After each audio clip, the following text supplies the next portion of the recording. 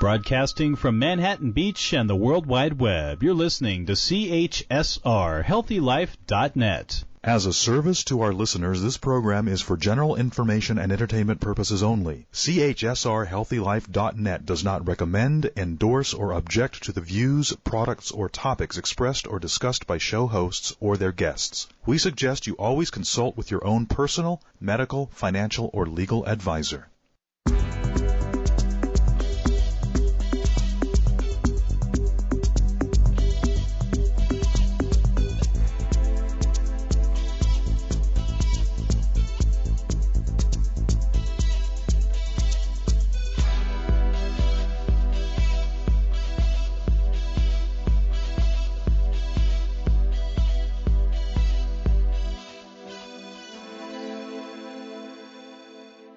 Welcome to Listen Up. I'm Royce Morales, and I work with people to help them get in touch with and trust their higher consciousness, their inner spiritual knowingness, or intuition, whatever you want to call it.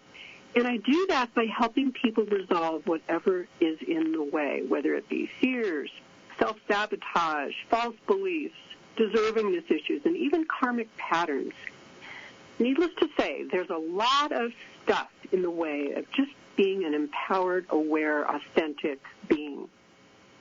And those words translate into knowing you are a spirit in a body, listening to what it has to tell you, and trusting it.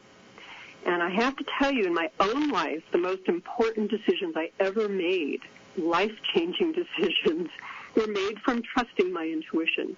They were never made from logic, research, or data that I gathered. In fact, if I had listened to all that, I never would have made those choices.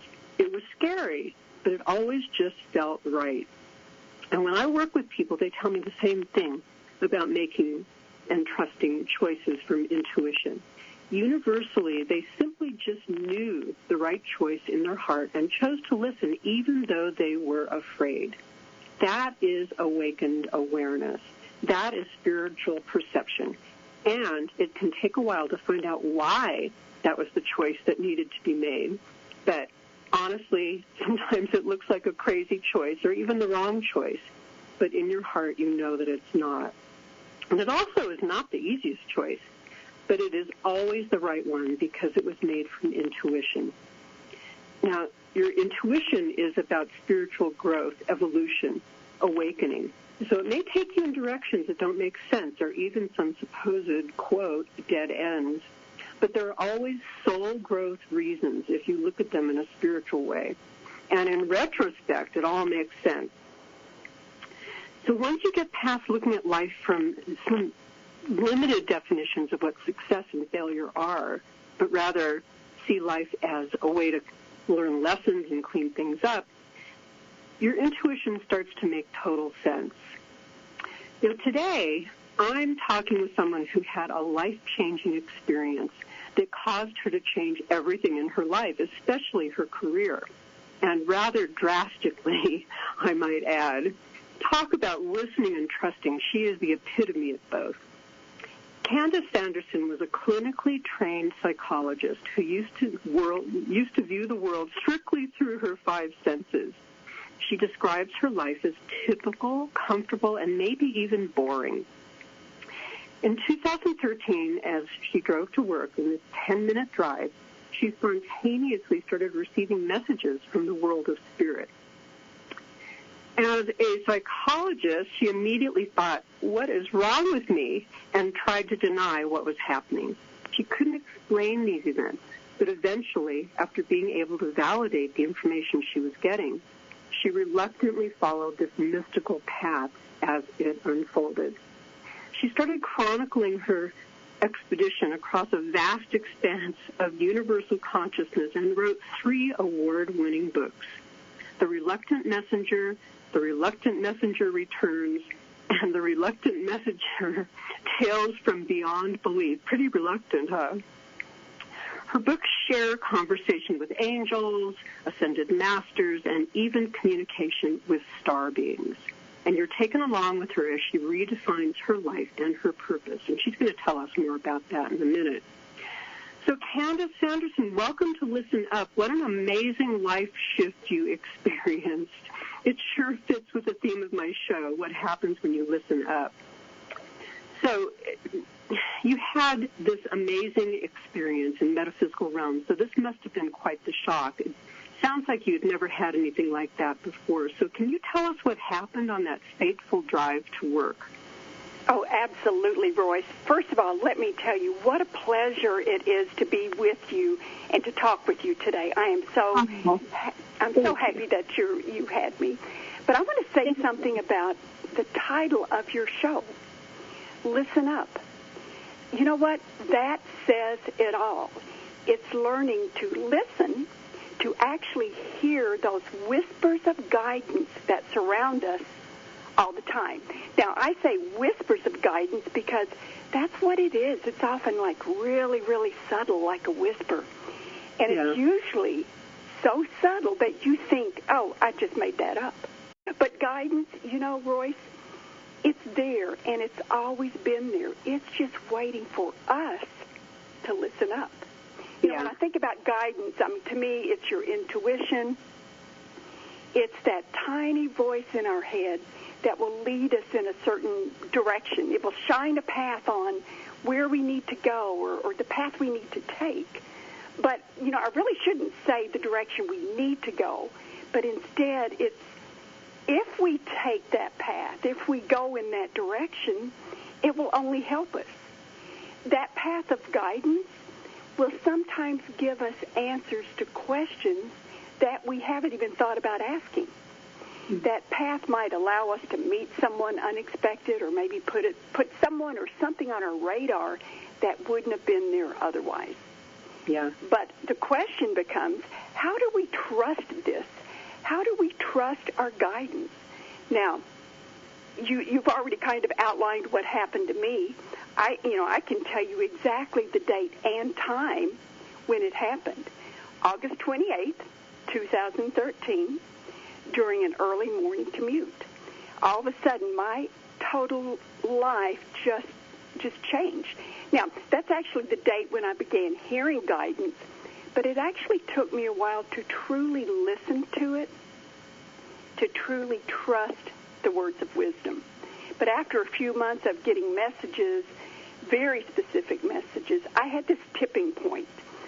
And over those months, I had become a believer, you know, because a lot of the messages that I got, I could verify them. But something else changed. And, Royce, I became a knower of information and facts that I would have never dreamed possible or even probable. But all of a sudden, I knew things because I had firsthand experience. I mean, it's been an absolute crazy journey that has enriched me beyond measure. Yeah. So, a couple of thoughts just came to me as you were sharing that. The first one is, you described it as kind of a voice or a whisper, and I find that when I get an intuitive hit, as I like to call it, it's not really a voice, it's just kind of a knowing. Yes. And it just sort of comes out of nowhere, and my whole body reacts to it, and I get goosebumps, and I just know. Is that kind of how it feels for you as well? You know, it does. And when you look at all the different ways we can receive messages, I mean, we know these people that are mediums, and they get messages from people who have passed away. There's people that have visions. But probably the strongest way to get information from guidance is a knowing. Mm-hmm. But if you think about it, most people discount it because you think, oh, I just made that up. Now, before I started trusting enough to actually know I was getting messages, well, let me just share what happened to me. Yeah. I'm driving to work one day, thinking about nothing other than all of these meetings that I will have back to back. And I'm an early bird. I get up early. I go to work early. If I'm not there 30 or 40 minutes early to work, that means I'm late. You know, being on time is late for me. So I've got plenty of time. I'm driving. It's dark. You know, the sun isn't even up yet. And all of a sudden, I get this actually beautiful message about a flower. And the message they said, now you can't see my air quotes here, but said, it was something that came into my mind. I didn't actually hear it, of course, with my ears, but it was very, very specific. And the word said, when you look at a flower, it is at its peak when it's open. Then it said a flower is a flower, so hyphenating that word flower. And it is a flower of energy. And when you let the energy flow, then the human is open to all this beautiful growth and potential. They then said a plant draws energy from deep within Mother Earth, and then it ascends toward Father Sky. Then it is in this perfect alignment with Source. And when it's in that alignment, it produces this flower. And the message went on to say that, we too can be flowers of energy. And I'm thinking, I don't know what this is. The words, the vocabulary, the phrasing, Royce, none of that was mine. I didn't use terms back then like Source or Father Sky or Mother Earth. So I knew this message did not come from me. Now, as you mentioned in the opening, as a psychologist, my first thought was, what's wrong with me? Have I become psychotic? And here I am. I'm driving to work, having this message that is from nowhere, and in the back of my mind, I start going through the DSM-5. That's the diagnostic manual that we psychologists use to diagnose mental conditions. And I thought, what boxes can I check off? And I realized, Candice, you are not psychotic. I didn't know what this was, but I just thought, okay, let's forget about it. I mean, I've got to get to work an hour early. I'll just dismiss this. This is one of those, I don't know, one of those mystical experiences I've read about. But, I had to get to work early. So I get into the parking lot at work. I gather all my stuff, and I start heading toward the side entrance. But, Royce, all of a sudden, I'm totally distracted. Something stops me dead in my tracks. And what was it? It was a tree. I was looking at a royal poinciana tree. Now, I've passed this tree hundreds of times before, but it was different this time. That tree actually called to me, and more surprisingly, I listened. And I still remember I walked up to it. Now, a royal poinciana tree is just gorgeous. It has these leaves that look like ferns, and this tree is covered with these beautiful red-orange blossoms that actually look like orchids. So as I'm walking up to it, the sun is starting to come up, and it creates these absolute mesmerizing patterns of shadow and light on the ground. And I had this epiphany. I looked at that tree, and I realized I was not alone. This was not just a living tree, but it was just as much alive as I was. And as I'm looking at it, I'm sure my mouth was dropped open, but my eyes shifted to this tiny bud, and I realized that was me. My thoughts returned to the message I had just gotten. Let us all be flowers of energy. And I realized that on some deep level, I had been guided to that tree to see that unopened bud. Now, later I realized this was the first mystical experience that I had ever had. I went inside the building, not knowing how the message and the experience with the tree would change me forever. I didn't realize I had just taken my first steps into the unseen world of spirit. And I changed. I would never be the same. Wow. It sounds like a beautiful poem that you could write about all that. That's just gorgeous. So, as you're talking, I'm thinking, here you are, a psychologist, and you look at things in terms of psychoses and diagnoses and all of that stuff, how many people could have been, admitted to a mental hospital that have had experiences like this where somebody doesn't understand them, and how sad that is. I'm sure that there are a lot of people that, if you sat down with them and they told you the story, you'd say, oh, wow, yeah, you must give some medication, Right, exactly. But, yeah. When they share that story, it's like, okay, this is the one for the psychiatrist. Get your medication out. Do we need to hospitalize this person? That's how I felt about myself. Right. As a psychologist, I didn't trust anything unless I could measure it with my five senses. Mm-hmm. If I couldn't see it, smell it, taste it, feel it, or hear it, it didn't exist. Yeah. Not in my world. Yeah. But all of a sudden, here I am, stepping into the world of the paranormal. Hmm. I was flabbergasted. I didn't know what to say. But one question I had was, is this a once-in-a-lifetime opportunity, or would it happen again? Well, guess what? It happened again. I actually got into this routine. Now I realize what I'm describing is so different than what really happens with most people. Most people, when guidance comes in, it's something very subtle. Mine was in your face. Mm. I realized when I would get in my car every morning, driving to work, that was the perfect opportunity to let the messages flow. Mm. I would grab my iPhone, I would hit record on my recording app, and all of a sudden the messages would come in. And they were just like that first one. They were so specific. Royce, it was just like dictation. The messengers would tell me when to start a new paragraph, what punctuation to use. I mean, it was crazy. If I made a mistake, if I dictated the wrong word, in my mind's eye, I guess you could say your mind's ear, I would hear strike that, followed by the corrected word or phrase. Now, when this happened, this is actually when my training as a psychologist kicked in. I became the objective observer. That's what my training taught me to do. I didn't judge this as, ooh, this is really bad, or this is really good.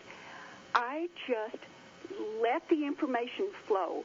And then afterwards, and this was key for me, afterwards I would start investigating the information that I received. And when I would investigate, I kept finding out, oh, here's a hit, here's another hit, here's another hit. And over time, I had hundreds of pages of typed written messages, because I would go home every evening and transcribe these. And so many of those messages I could verify. And that's when the trust came in. That's when it happened. It was all about learning to trust that sometimes gentle voice that whispers beautiful guidance to you. Well, yeah, trusting is always the hardest part. I've been doing this for decades, and yet when I get those intuitive knowingness feelings about things, they still kind of go through my logical mind, and I try to figure it out, and it's like, stop it, Royce. Just trust. I know. We should know better, but we don't. But that's what's so beautiful about it. It shows that we are still human. We get information, and we don't blindly trust it. We can't help but run it through the filters of our brain. But then when we start using our heart, and we let our heart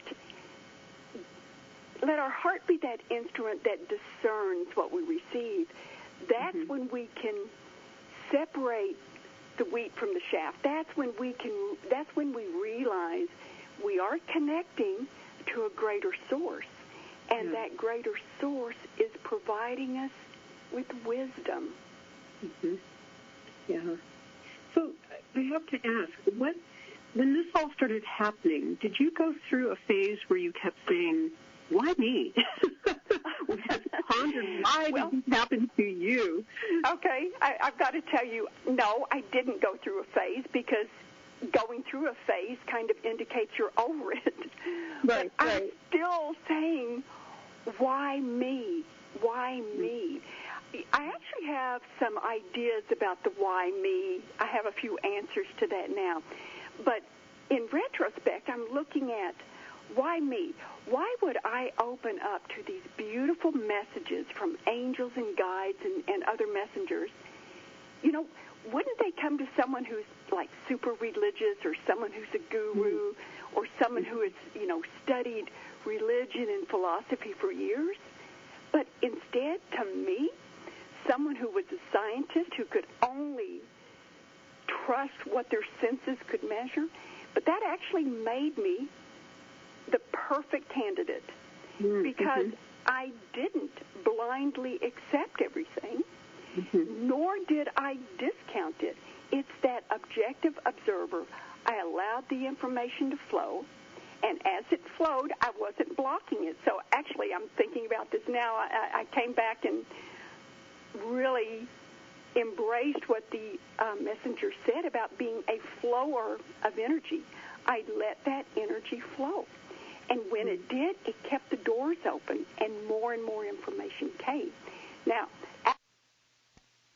afterwards, of course, that's when I was able to document what happened and verify it. That's what was so key to me, verification. Well, let's continue a little bit more about all that. We'll take a break here, and I am speaking with Candice Sanderson, and she's talking about her mystical experience and the books that she wrote and why me. We'll be right back.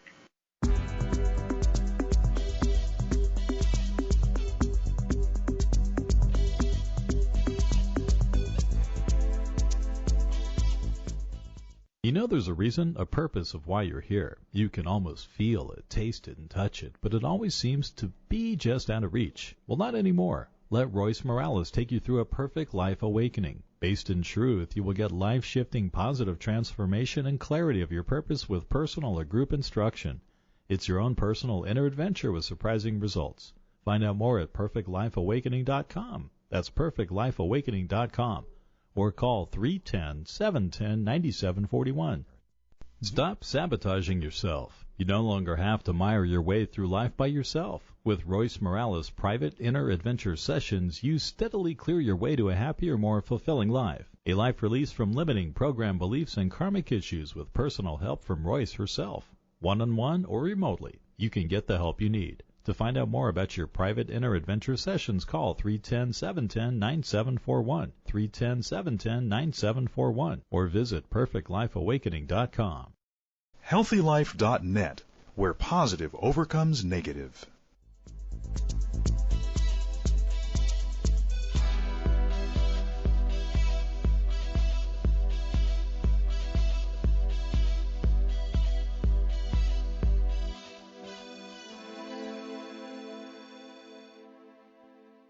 Welcome back to Listen Up with Royce Morales, and I am interviewing Candice Sanderson. She is an amazing, reluctant messenger, and we're talking about why me and how perfect it was that this information started to come to you, since you have such a scientific outlook about things.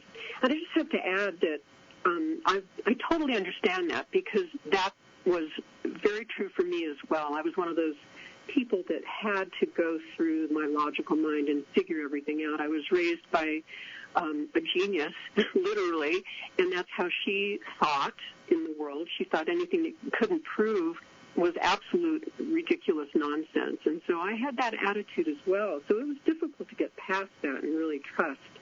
So what about your career? You know, I know that you must have started to shift in some way. I don't know if you stopped being a psychologist, or did you start incorporating some of the messages that you were receiving with helping people? How did that work in your life? Well, I started incorporating what I knew to be true. Now, as a psychologist, I couldn't outright share what I knew to be the truth with a capital T. For example, as a psychologist, I was on a crisis team, while I was working in a school system, if there was a death of a student or a staff member, I was part of the crisis team that would go to the school and help the students and the staff with this. What I really wanted to say, because I knew it to be true, absolutely knew it, was that when people pass over, they don't really die. Their essence, their spirit lives on. And that spirit is just a breath away.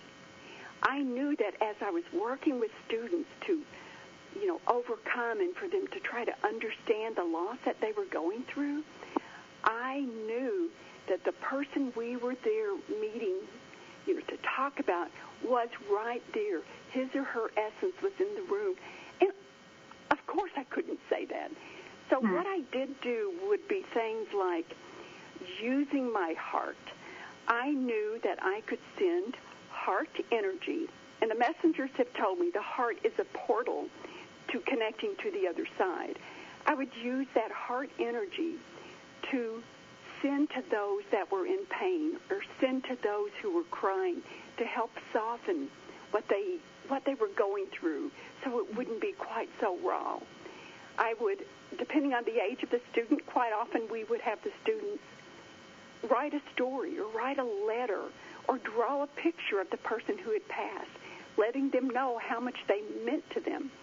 What the students didn't realize was by putting their energy into the letter or the picture, they were actually connecting with the person who had passed. And that was healing for actually both sides. So I continued working as a psychologist. I was trained as a clinical psychologist, but I was working as a school psychologist. I also was certified as a school psychologist, and I continued in that role until June of 2018, and that's when, ta-da, I retired, thank goodness. And when I retired, that allowed me to step into this new phase of my life. 2 weeks later, I published my first book, which I had been writing, of course, and it went out in June of 2018.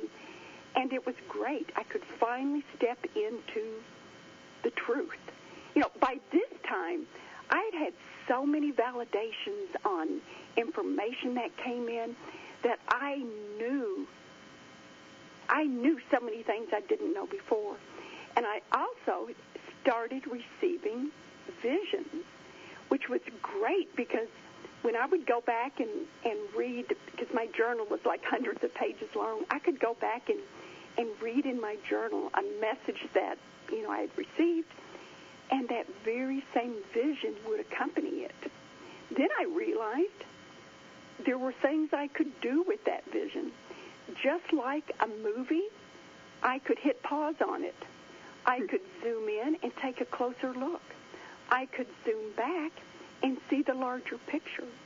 It was absolutely fascinating learning to connect with messengers and to get these beautiful confirmations that we are so much more than our physical bodies. We are spirits, and as spirits, we're connected to all realms, all times. We're all one. There's unity everywhere. Yeah. Wow. That's beautiful. So you didn't shift your career until 2018, and you published your book. And then what happened? Did you tell us what happened after the publication of your book? I'm very curious. Oh, well, my life now is as an author. In the past, everyone defined me as, oh, you're the psychologist, you're this, you're that. And now it's like, this is that, quote, ordinary person who has experienced extraordinary events. It's made me realize that I had waited until my retirement in order to step into the reality of who I really was, which is a beautiful spirit, as we all are, that are connected to everyone and everything in the universe. Now I have like I have several YouTube channels, which is crazy. Everything I do is related to sharing my story about me, an ordinary person, stepping into an extraordinary world. But the thing about it is, Royce, if this could happen to me, it could happen to anyone. As I said earlier, that guidance is always around us. It's learning to fine-tune our own senses in order to pick up on the guidance that's there. And what helped me tremendously was learning to view the world through the lens of energy. Everything has a vibration. Everything has a frequency pattern. I mean, we certainly know that, plants and animals do, but so do thoughts and emotions. I mean, this has happened to you, I'm sure, and your listeners many times. You walk into a room, and there's a couple people in there, and no one is saying a word, but the hair on the back of your neck stands up, or you get goosebumps, and you know those people just had a fight. They're still angry at each other. You don't, and even if you walk in the back of the room and you only see the back of their heads, there's nothing physical that cues you into that, but you feel and sense the energy of the room. Energy is so powerful. So when you start realizing the thoughts that you have, those thoughts that you have define who you are. Walk into a room with love in your heart, and you'll see a different result than if you walk in a room and you're angry. That is for sure. That's, the problem that some people have is they don't realize how empathic they are and how they're picking up on all that energy, and they don't define it in that way. They think it's them, or they think something is wrong with them. The strong sense about something, or like you said, the hair on the back of their neck stands up, or we get goosebumps. There's all kinds of indications that we're picking up on energy, but we don't usually understand what's going on, and we just ignore it or bypass it and wonder why we feel weird in a situation. So how would you explain? I know a lot of people don't really know the difference between feeling psychic versus feeling intuitive. I think they're two very different things. So do you define them in some way in your book or in your life? If you could explain. I don't know that I actually describe them or differentiate them in my book, but I do believe that they're very different. When I first started channeling, and I wondered, okay, what is this, and will it ever happen again? Well, a couple days later, I started getting messages from people who had passed over. This is called evidential mediumship, and I think you have to be a psychic for that to happen. But I got like first, middle, and last names of people who had died, city and states where they lived. Sometimes they're places of business. I'm thinking, wow, this is so interesting. I've become psychic. Well, then more messages came in. I had information from places in the cosmos that I've never heard of, and that was really bizarre. Like, for example, I heard about Chiron, and I'd never heard that word before in my life. I knew it was spelled with the CH. I knew it was pronounced with the K, and I knew it had something to do with the stars. Obviously, when I researched later, it's like, oh, my goodness, that really happened. There really is a place called, not a place, but it's a hybrid, like part comet, part asteroid, part planet in the cosmos. I began reading energy in the room. That was very interesting. I started getting information from Buddha. I had a message from someone named Kuan Yin. I'd never heard of her before in my life.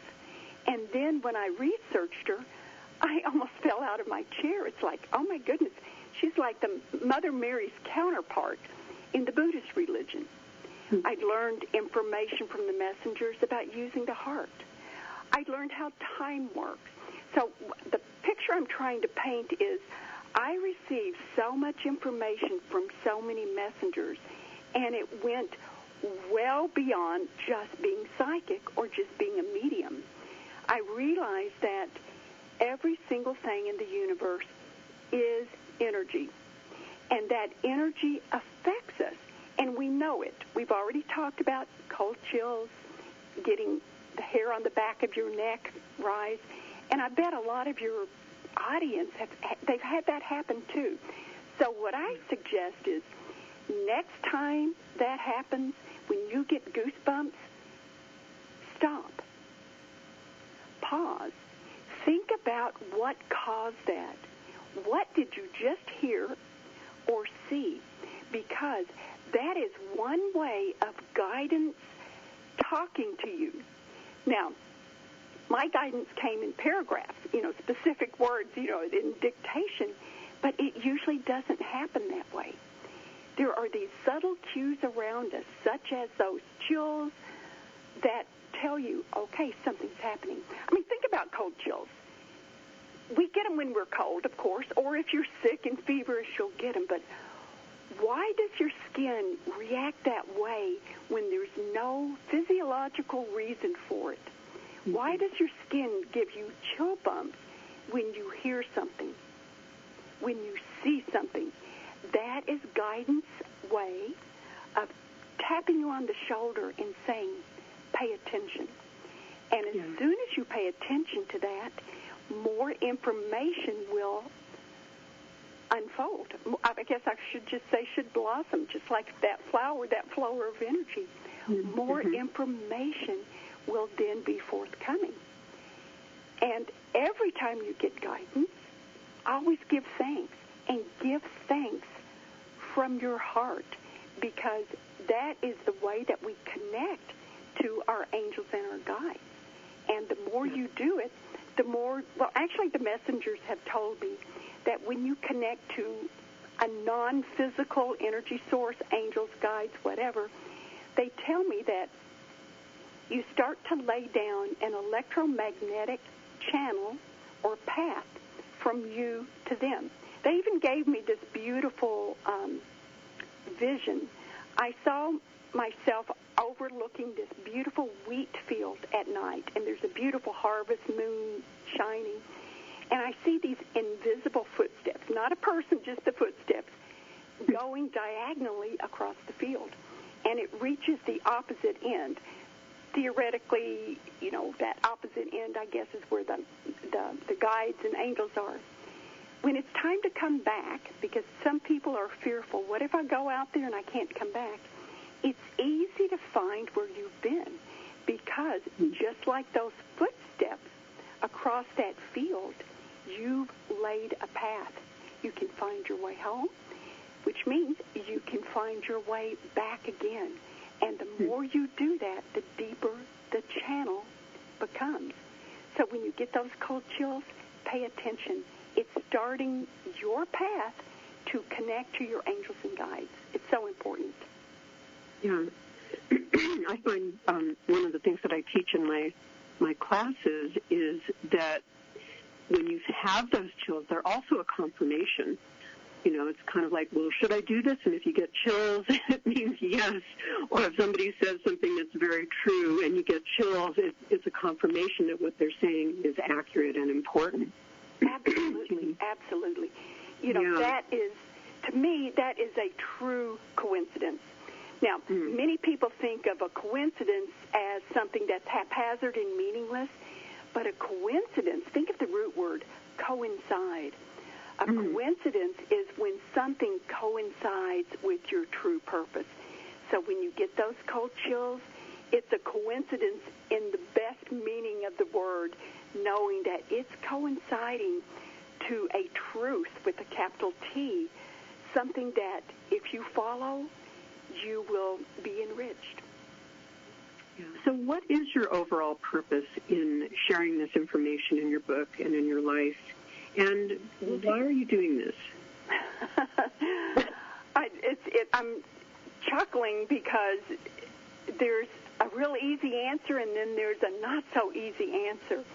Give us the not-so-easy one. No, I'm going to give you both, because the easy answer is, what's the purpose of writing the book? Yeah. I didn't have a purpose in writing the book. I wasn't planning on writing a book. That was the farthest thing from my mind. But one day the messengers came to me and said, when you write your book, and I'm thinking, what? And it's not like we want you to, but it's when you write it, and I'm thinking, no. And this is really kind of where the reluctant part came in. It's not, it's one thing for me to write my journal where I have these verbatim quotes from the messengers, and that's what you'll see in both of my books. I have not changed a single word. They're all verbatim, the messages that came to me. Not all the messages, but the ones that I had to narrow it down to the ones that made it in the book. But they told me I would be writing a book, and that was such a huge undertaking for me. Now, they helped me, and writing the book wasn't so difficult, but stepping out of my comfort zone and allowing these messages that were so personal to go in front of everybody, to open myself up to who knows what. So that's the easy answer. I didn't plan on writing a book, and there was really no purpose of it. But now, as I look at it, I have had so many people who have written me and have said, your experience in this chapter is reminiscent of mine. I've never told anyone in the world about this before. But I've connected to so many people that seem to be, to have so many people who have had an opening because of what they've read. All I've done is share from my heart what has happened to me. Mm-hmm. And if it connects with people, and it has connected with several people, then I think that's wonderful. But each person, we're all on our own journey in life. Some people are ready to look at something that exists beyond the 5 physical senses. I wasn't. I didn't think I was when I first opened in that August 2013 drive to work one day. But then I realized my life has enriched. Those messages have enriched me beyond belief. I'm a totally different person than what I was back then. I realized how important the heart is and how using my heart energy throughout the day, I can do whatever I need to do. I can do whatever I want to do, from something that's simple and easy to something that's profound. But let me just give you a silly example. Yesterday, I went out walking. There's a nature preserve close to where I live, and there's a half-mile loop on this boardwalk, and I walk it 4 or 5 times. And I'd listen to meditations or podcasts when I walk. I got home yesterday, and I realized, I lost one of my AirPods. Those earpieces, they're expensive. Like the cheapest I could find to replace just one was $95. So I went back. I thought, I'm going to find it. I looked and used my brain, and I looked here and I looked there, and I went in this mulched area with all these leaves, and it's like, I can't do it.